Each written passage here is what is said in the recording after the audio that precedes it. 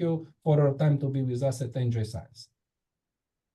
Well, thank you very much, George, for this wonderful introduction. I could listen to you for another hour, really, but I guess now I have to start working. But what I like really the most is the title of the seminar, Enjoy Science. And that's exactly what I'm doing now for more than 30 years.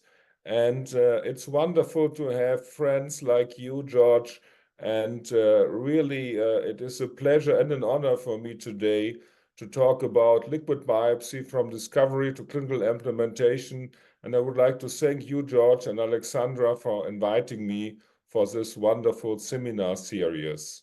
And I promised George already at the AACR meeting, when you meet me, I will wear this fantastic T-shirt that George gave to me already some months ago. So let's get started. These are my disclosure informations. Well, I started my career in the last century, so to say, looking at tumor cell dissemination and micrometastasis and cancer dormancy. So we published some years ago a paper that George just mentions, showing that cancer cells disseminate early already in a small T1 or T2 breast cancers into the bone marrow, and that they pose a risk for distant relapse. That was what we have accepted, what we would expect. But surprisingly, they also were correlated to an increased risk for local relapse, which I think is a very interesting observation and may suggest that the tumor cells may not just go into one direction, but that is a very provocative hypothesis. Also, very interestingly, 50% of our breast cancer patients relapsed within 10 years, but 50% of these cancer patients remained without an overt relapse for 10 years. And we calculated the number of tumor cells in the bone marrow and came up with an estimate of around 1 million cells, which are dormant in these breast cancer patients and can be controlled by the patient's body for 10 years by the immune system or other mechanisms. A very fascinating observation, I feel. Then we published very early in my career that these tumor cells actually lose MHC class 1 expression, so they can hide actually from recognition by T cells, which may help them to survive. And then in collaboration with many excellent groups, for example, also with Yibing Kang in Princeton, we could show together that the interaction of the disseminated tumor cells or DTCs with the bone marrow environment was very important to determine whether these cells remain dormant or start to grow and form overt metastasis. And we could also show, and that was a study with Raghu Kalluri, that there is a metabolic adaptation of the DTCs necessary for their survival, because imagine the cells are derived from the breast tissue, they end up through the bloodstream in the bone marrow, and this is a totally different environment, and they really need to survive and make sure that they have the right conditions to do that.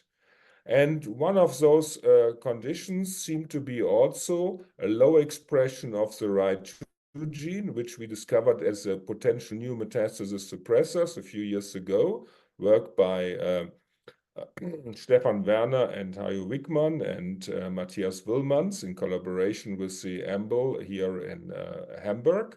And also we could show that the cells that persist in the bone marrow have an activated special stress response.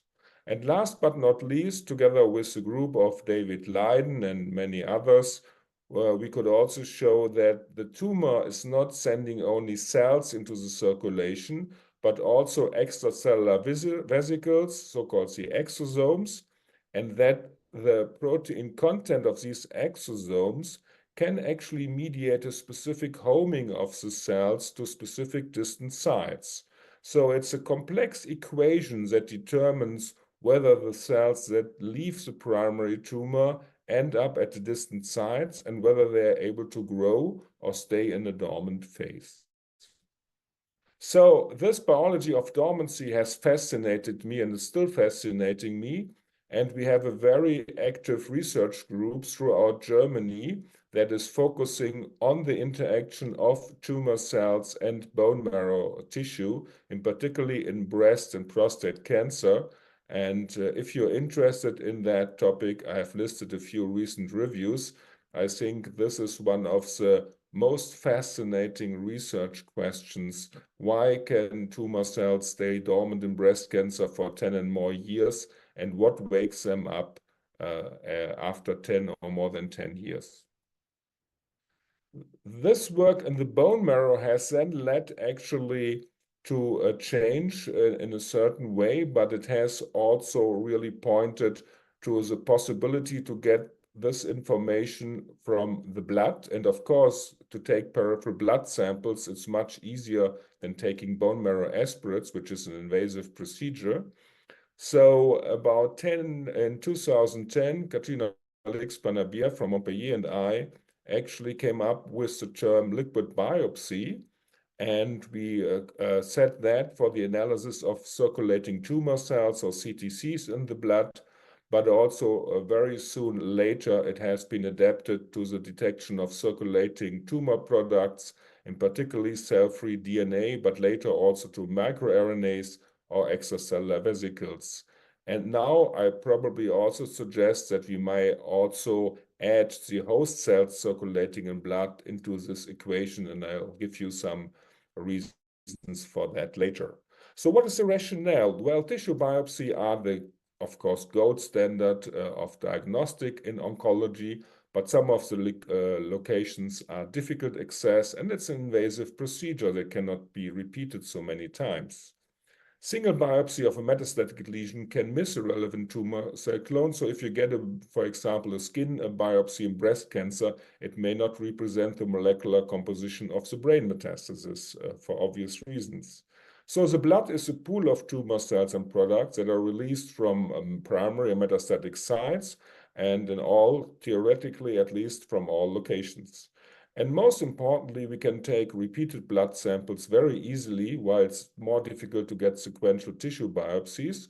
So we can use blood monitoring for real-time monitoring of the tumor evolution and response to therapy. And I think this could give information on how the tumor is changing over time, for example, under the pressure of the therapy. And that also allows now a surveillance of patients after initial therapy, for example, after surgical resection of the primary tumor. We can take sequential blood samples over time and early detect minimal residual disease or relapse months before imaging. And I will show you some data on that too.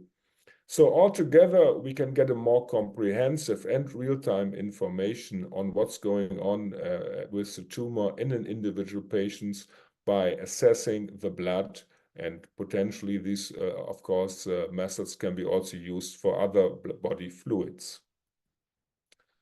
This tracing cancer liquid biopsy has been actually highlighted by Diana Romero in the latest Nature Milestones Cancer edition, and that was really very nice to see that it was among the achievements of the last 20 years that were highlighted in this edition. Where do the tumor cells come from and the tumor cell products? Well, in early stage cancer, the primary tumor is, of course, a key source that sheds these cells and products in the blood. Later on, the lymph node can contribute. And in advanced stages, the distant metastasis, for example, in the bone, in the liver, or in the brain or lung, can, of course, release tumor cells and tumor cell products into the blood. So the interpretation about what you see in the blood also depends on the stage of the disease. What can we detect in the blood? Well, we have the cellular fraction, and the cellular fraction contains the circulating tumor cells as single cells or clusters, but also circulating host cells such as immune cells, endothelial cells, or fibroblasts. And in the plasma or serum fraction, we can look at the soluble products. The ctDNA, the DNA fragments, have really received enormous attention over the last 10 years, but we can also, of course, look at other circulating nucleic acids such as microRNAs, and I think George is really an expert here on that. And we can look at circulating proteins, extracellular vesicles, or tissue-educated platelets. So there's a whole arsenal of liquid biopsy markers that can provide information on what's going on in the tumor, but also what's going on in the host. The two main analytes used today are circulating DNA and circulating tumor cells. For the circulating DNA, we have two principal approaches. One is to use a panel which encompasses the key molecular drivers of a certain tumor entity. For example, in melanoma, you can look at BRAF and RAS, etc. Or you can actually sequence the individual tumor, and then you can design the right probes to follow up the patients. And that is probably very useful, particularly in tumors that have a whole variety of molecular drivers and where it's more difficult to use a fixed panel. And I will also show you it's also good in actually detecting MRD in cancer patients. For the CTCs, you have to enrich the cells using biological or physical properties that distinguish them from the blood cells. You can then do a single cell detection using, for example, immunocytochemistry against epithelial markers. And then you can downstream characterization at the DNA, RNA, and protein level. And what's also nice, of course, you can do also functional analysis, and we have developed cell lines to do that. You can also do genetic analysis on the circulating tumor cells. We have here a flow developed where we actually detect the cells using the cell search, which is an app-based enrichment method. And then we detect the cells based on keratin expression or the expression of melanoma-associated antigens, in this case here. Then we can actually sort the cells. We do a single cell sorting. Then we have developed a new method where we can look at mutations here, for example, BRAF mutations in patients with melanoma who have CTCs. And we can also now do that without the need of a whole genome amplification, which sometimes can add bias into the analysis of the single cell at the genome level. As I said before, we also have developed cell lines really from these circulating tumor cells. And one of the cell line was from a patient with breast cancer. And this was really a true international effort here. You can see that very, very interesting to see that we love to work here also at the international level. And it made it also to the cover of the EMBO journal. We have used this cell line also for drug testing, and we are also happy for future collaborations. If you want to use the cell line in collaboration with us, let me know. In order to actually bring research discoveries into clinical practice, we have established the European Liquid Biopsy Society. It's actually a consortium of member institutions from all over the world, not only from Europe. We have members from academia and members from industry. We have different working groups, one on dissemination education, one on the clinical questions that we want to answer with liquid biopsy tests. Then the third group is on technologies, ctDNA, CTCs, EVs. These are the three subgroups, but new markers will be, of course, also included. And we have a regulatory working group asking the key question, how can the tests that have clinical utility, how can they be reimbursed in the European healthcare systems? And if you're interested in joining this group, we are an open group, and you can just send me a mail, and we are happy to look at your mail and also to include you if you like to join us. It's an open group. We are happy for highly motivated friends and colleagues. With this group, we have done a lot of technical validation. I don't want to go in the details today, but we have also participated in guidelines. This is, for example, the latest guideline on the use of circulating tumor DNA published in the Annals of Oncology, and these are the ESMO recommendations. What are the clinical applications of the liquid biopsy analysis? First of all, you have cancer screening, detection, early diagnosis. Then, of course, a pre- and post-operative risk assessment and prognosis to see whether you can escalate or de-escalate therapies. Then, in the surveillance, the detection of minimal residual disease, micrometastasis, and the prediction of relapse. Then the treatment selection, which kind of treatment needs to be selected in individual patients, and then to assess the treatment response and identify resistant mechanisms. And I will make a few examples for each of these applications in the following. Let's start with early detection of cancer. For early detection of cancer, the ctDNA is one of the key analytes that has been used in many, many large studies and still being used and adapted and improved. And I can just give a very short insight. One of the challenges is, of course, that if you want to detect small tumors, you need to have very, very sensitive assays, because then the ctDNA concentration might be below 0.01%. And I think you may also hit actually a certain area where you can also find a background of mutations, in particularly in aging patients. And this is, for example, the SHIP mutations in leukocytes, which can actually interfere with your results, because these are not derived from your solid tumor. These are derived from the leukocytes, and you need to actually subtract these mutations in order to avoid false positive findings. So the circulating DNA is mainly derived from apoptotic tumor cells, but there's also a mode of active secretion, and we can use, of course, specific methods that have been developed over the years to detect tumor-specific components on the circulating DNA. But this circulating cell-free DNA from tumors is, of course, diluted in a sea of normal circulating DNA. So that's why we need these specific and sensitive methods. As I said before, there are two limitations. We have to exclude that our tumor aberration that we measure on the DNA fragments is derived not from leukocytes. And we have to also be aware that some tumors are poor shedders, and we still don't know too much about the biology of ctDNA shedding.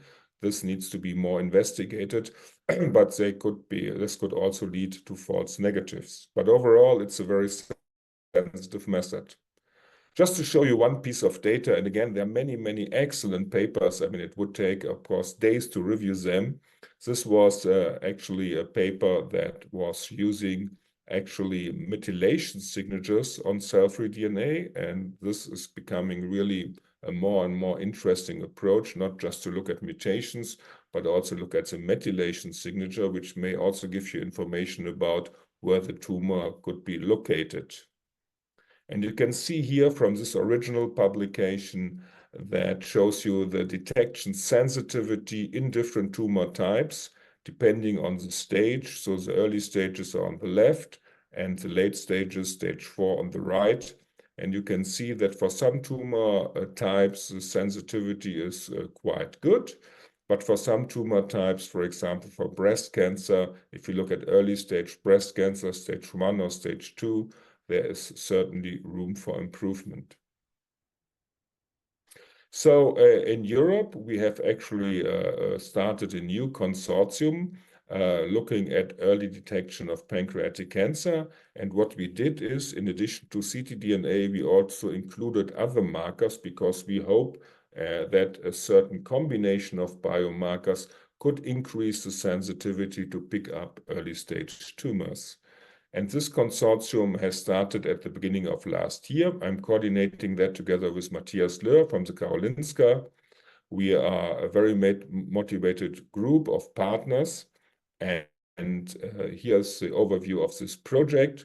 We have as an asset a biobank of samples from patients with early stage pancreatic cancer, which is really rare. Only a few % of patients have early stage pancreatic cancer. That's why we need better methods to detect this aggressive tumor. And we also have samples from patients at pre-neoplastic stages. And then we have experts actually on all kinds of biomarkers that can be measured in the blood, from the CTC, ctDNA, but also EVs, proteins, metabolites. And that may give us then the chance to generate an AI-driven composite marker that hopefully can detect this aggressive tumor at earlier stages. We have also included health economy evaluation to see whether this can be actually included in the current healthcare systems, and we have also included a very active patient organization.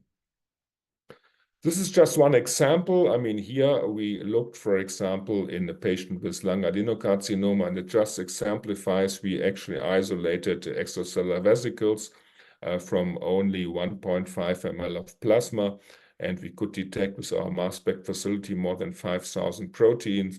And I know you have a super active group at MD Anderson, and you can probably do much better, but that's just interesting to see that if you do this analysis before and after therapy, and also if you do that in patients with small tumors, there might be a chance that you find a signature that is specific for your question. The second application is a risk assessment in early stage cancer. The question, escalate or not escalate the treatment. We have done a lot of studies in different solid tumors where we have shown that the CTC detection at primary diagnosis is related to metastatic relapse and unfavorable overall survival. So it really matters that the tumor spread into the circulation. This is already a determinant of metastatic activity. And we have seen that this could be also a good way to actually improve the staging of tumors. For the ctDNA, there are many papers looking for prognostic effects of ctDNA. Again, I just want to highlight one of these many papers, which was published a few years ago in the New England Journal by Jeannie T and the dynamic investigators. They asked the question, can the ctDNA analysis guide the adjuvant therapy in stage 2 colon cancer? In stage 2 colon cancer, patients may receive chemotherapy, but only a small fraction actually needs this chemotherapy, but we don't know exactly which are these patients. And what they did is actually they used ctDNA analysis to guide this management, and they could show that if the patients were ctDNA negative, they did not need the chemotherapy. And I think that was really something very, very interesting, that the ctDNA guided management actually was giving information that was not there before. So I think this is a nice start, and it probably needs to be validated by other studies and in greater context. But I guess it's very motivating that we may use ctDNA-guided management of cancer patients to de-escalate patients from therapy and spare them the side effects. Another application is actually the early detection of MRD, or early detection of relapse. So we can do a surveillance, taking blood samples repeatedly over time after initial therapy. And of course, all of you know that in some patients that are not cured, we have minimal disease that cannot be detected by the imaging today. And with the liquid biopsy assays, we can detect such an MRD at earlier stages than the imaging. And that may give us a window of opportunity to design new trials. And a few years ago, my colleague and friend Dan Hayes and I have published a perspective paper where we called it post-adjuvant clinical trials or tertiary prevention of metastatic relapse, which of course could be based on a positive liquid biopsy signal. And this is again a very dynamic field with many, many, many excellent publications. But today, the negative predictive value of most tests is not so fantastic.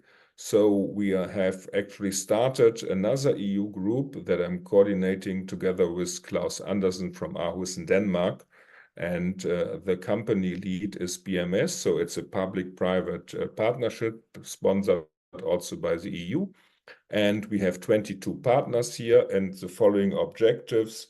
We want to actually create reference standards and benchmark ctDNA assays to improve particularly the negative predictive value of these assays, then do a robust clinical validation of ctDNA-based MRD in colorectal, pancreatic, and lung cancer, and integrate these as a decision tool to guide treatment selection in the future. The next application is certainly to look at therapeutic target and resistant mechanisms in patients with advanced diseases. And this is the application which is probably closest to clinical practice today. As you well know, we have a whole range of genomic changes that needs to be evaluated on the tissue today in patients, particularly with lung cancer, but also many other cancer types. And of course, we also have changes at the transcription protein level that could help us, for example, PD-1, PD-L1 expression, to actually know which kind of therapy could be beneficial for an individual cancer patients. And this is usually done on the tissue, but I think that the blood liquid biopsy analysis could become a very important addition to this diagnostic armamentarium. Just a few examples. Again, this is a wide field of research. Just to let you know a few of the things that we do and focusing on liquid biopsy and immunotherapy. As you well know, immunotherapy has been, of course, a game changer, particularly in the treatment of metastatic melanoma, but also non-small cell lung cancer and other cancer types. And we are focusing here on lung cancer and melanoma in Hamburg. And what we do, we look actually at the CTC and ctDNA concentration and the molecular characteristics, but also particularly at the molecular characteristics of the circulating tumor cells to get an idea whether these tumor cells can be recognized by the immune system and whether they express, for example, immune checkpoint inhibitor molecules such as the PD-L1. But we also look at the host, and I cannot go into any details today, but we just published together with our dermato-oncology department in patients with melanomas that received checkpoint inhibition therapy that the Willebrand factor levels were important for developing resistance. So there's an interaction with the thrombotic system and the immune system and the response to PD-1, PD-L1 checkpoint inhibition therapy.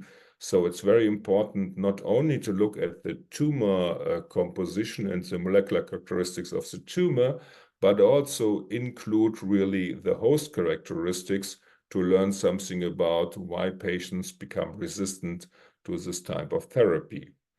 And we are very happy and honored actually that we were invited by Tatsuko Honjo from Kyoto to actually join his new international cancer immunotherapy network. And I will be also going to Kyoto in November for the inauguration of the new cancer center. So just a few sets of data to that topic. Here we looked actually at the expression of PD-L1 on circulating tumor cells in non-small cell lung cancer, together with Martin Reck, who is one of the leaders in this clinical field in Europe. And we have seen actually that we can find circulating tumor cells in around 40% in this real-world cohort of all kinds of stages that come to his hospital.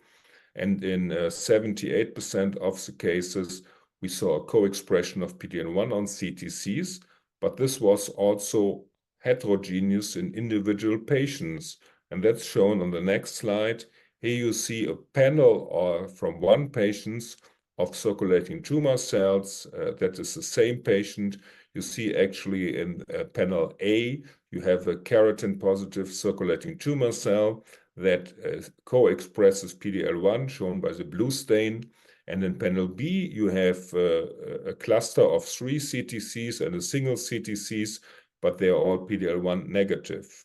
And in C, you have a single CTC, which is also PD-L1 negative. And in D, you have, again, tumor cells that are positive. So this intra-patient heterogeneity can be nicely accessed by CTC analysis, and it may also be a very effective mechanism to escape therapy because you have different clones that can actually respond differently to your therapy. In another study, we focused on patients with melanomas. Melanoma patients here also received double immune checkpoint inhibition. And we actually looked at a new method that allows us to look very deeply into the sea of circulating tumor DNA and also has a very broad information regarding many of the tumor genes that could potentially be involved. And as you see here on the left panel, we actually detected mutations in a variety of cancer-associated genes, not only BRAF, which is the most prominent one in melanoma, but also many others. And then we asked the question, is this detection and the clearance, which means no detection anymore, correlated to outcome? And that's on the right panel. You see the Kaplan-Meier curve. We found a nice correlation to overall survival. Interestingly, as I said before, the technology is very sensitive. It can go down to 2.5 ppm in our group. And we could also show that in around 29% of cases, the levels of DNA were below 100 ppm. So you probably need a very sensitive methods to detect the ctDNA in order to avoid false negative findings. Last but not least, interventional clinical studies are, of course, very important to bring any liquid biopsy marker into clinical practice.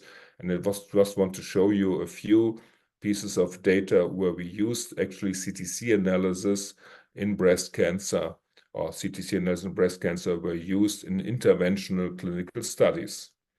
The first one is from our colleagues in France. That was published last year, the updates in JCO. And here the colleagues asked the questions in patients with ER-positive metastatic breast cancer.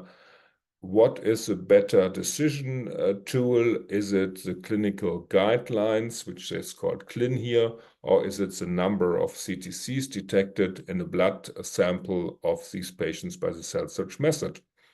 And interestingly, in 25% of the patients, there was actually a discordance. According to the clinical guidelines, there was not the need to give chemotherapy, just endocrine therapy, but the CTC count was high.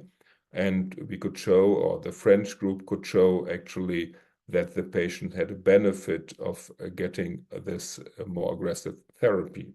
And in the other way around, they had around 14% of patients where the guidelines actually said aggressive therapy, but the CTC count was low. And I think that was also good that I think the CTC decision did not lead to an inferior overall survival. The second study was not based on enumeration of CTCs, but on the molecular characterization. Here we actually looked at the HER2 oncogene expression, and we could already publish many years ago that there is a discordance in about 10+% of patients between the original primary tumor HER2 status and the CTC status at the time of relapse. And since the CTCs are only in the blood for a few hours, the CTC status at relapse probably represents what's going on in the metastasis. So there can be a phenotype switch, and we were asking the question, has this phenotype switch any relevance for making clinical decisions? So we started a German-wide, multi-center randomized blinded study. And the patients that had HER2 negative primary tumors but HER2 positive CTCs received an anti-HER2 therapy with lapatinib. And of course, then we had to wait for the survival. And these are the data that are just published this year. We see here in red, these are the patients that received the standard therapy plus lapatinib. And in blue, the patients that received the standard therapy. And you can see there was significant difference in terms of overall survival. Of course, here again, the study has to be, of course, confirmed again in a larger setting, also, of course, with other anti-HER2 targeting drugs, but at least it's encouraging. It's one of the first, or maybe the first study that shows that molecular characterization of CTCs can lead to some clinical decision-making. And I think this is an encouraging result that needs to be validated. At the end, I would also say that we have actually published, in clinical chemistry, a whole edition that is focusing on liquid biopsy. There are many very good papers. The chief editor, Jason Park, I think, has done a great job, and I tried to help a bit. And one of the projects that we are currently doing is really look at liquid biopsy in patients with cancer of unknown primary. This is a super interesting disease where you cannot find a primary tumor anymore, but the metastasis is actually appearing as a first diagnosis. And together with Alvin Kramer, who has set up a large multi-center trial in Germany on CUP patients, we have published the first paper on the use of circulating tumor cells as a liquid biopsy marker, and we also start a study using ctDNA analysis. So in conclusion, early detection of primary cancer and MRD relapse requires very sensitive assays. The tumor burden and the molecular alterations relevant to therapy can be monitored, and we are currently talking to the ERTC RESIST group how we can improve the RESIST criteria, including a ctDNA analysis and maybe CTC analysis in the future. The assays need to be validated and harmonized. I think the ALPS can really play a good role here. Combination of different biomarkers may lead to higher accuracy, so we feel that it's not always a question this or this biomarker, but it could be a combination. The resistance to immunotherapy may depend on both a tumor and the host response, and maybe the tumor biologist and the immunologist in the liquid biopsy field can work more together. And last but not least, interventional studies are important to demonstrate clinical utility of liquid biopsy. And I think this is something we have to keep in mind. We need to really demonstrate in interventional studies that the patient has a benefit from making this decision. And this is, of course, sometimes a very difficult and long-term task. So at the end, I would like to thank the Liquid Biopsy Research Network at my home institution in Hamburg, the UKE. We have really a combination of research institutes and clinical departments treating the cancer patients, and we have a lot of clinical scientist programs who are bridging these two worlds. And I would like to thank the team at the Institute of Tumor Biology. We are around 40 or we're around 50 people from 18 different countries, a bit like United Nations, which is really fantastic. And I would love to thank the support of the European Union, particularly the ERC grants that helped me a lot, but also the Horizon grants and IHI grants that I'm currently running, and also the support from the German funding organizations, the GFG, the Minister of Health, or the Deutsche Krebshilfe. And last but not least, I have to show you my newest team member, which is my grandson, Frederick, who is very happy to work also on liquid biopsy soon. So with that, I would like to announce that we will have a liquid biopsy meeting, the next one in Nice in France in 2025. Paul Hoffman is a local organizer, and Catherine and I will help him to set up this meeting. That is a series that I'm organizing since 1996, and I think I'm still super interested in minimal residual disease, which I think is really why I started my career, to find some cells that nobody has found before. And I would have never really imagined that that would lead to the liquid biopsy field, which is now really becoming, receiving so much attention, because when I started this work, nobody believed it would ever go anywhere. So I'm very happy to see that. And if you're interested in this meeting, we had the last one in Hamburg last year with 500 people. Please send us your abstract and register and come to the wonderful south of France. So with that, I would like to thank you, and I'm now open for the Q&A session. So thank you very much, Klaus. It was a wonderful talk, and in fact, big ideas not all the time start easy, because everybody would love to have these big ideas. So in